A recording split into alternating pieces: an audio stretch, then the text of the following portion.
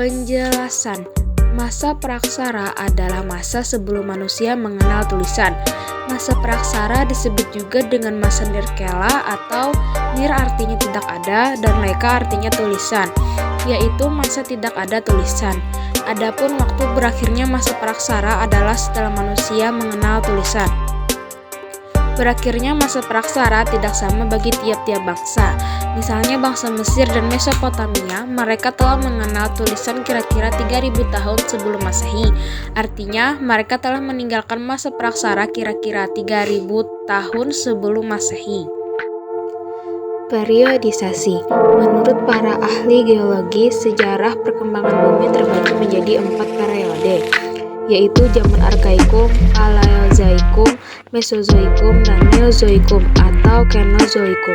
Zaman Neozoikum ini terbagi menjadi dua, yaitu zaman Tersier dan Kuartier. Pada zaman inilah mulai ada tanda-tanda kehidupan manusia. 1. Zaman Arkaikum merupakan zaman tertua. Zaman ini berlangsung kira-kira 2500 tahun yang lalu. 2. Zaman Paleozoikum. Zaman kehidupan tua berlangsung kira-kira 250 tahun yang lalu. 3. Zaman Mesozoikum. Zaman kehidupan pertengahan berlangsung kira-kira 140 tahun. Zaman. Adapun peninggalan manusia praaksara berupa benda-benda yang dibedakan menjadi dua, yaitu zaman batu dan zaman logam. Periodisasi secara arkeologis ini telah diteliti dengan baik. Berikut pengertian dari zaman batu dan zaman logam. Zaman batu adalah zaman ketika sebagian besar perkakas penunjang kehidupan manusia terbuat dari batu. Berdasarkan hasil pertemuan alat-alat yang digunakan dan dari cara pengerjaannya, zaman batu dibagi menjadi 3, yaitu Paleozoikum, Mesozoikum, dan Neozoikum. Zaman logam disebut juga zaman perunggu adalah periode penggunaan teknik melebur tembaga dari hasil bumi dan membuat perunggu. Secara urut, zaman ini berada di antara zaman batu dan zaman logam.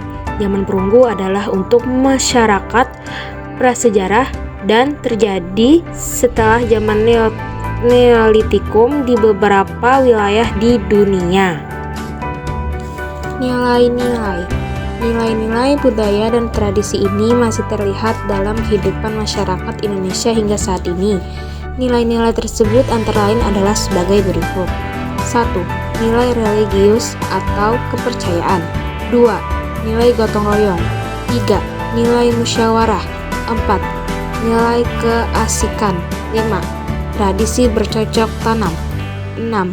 Tradisi bahari atau pelayaran. Nenek moyang.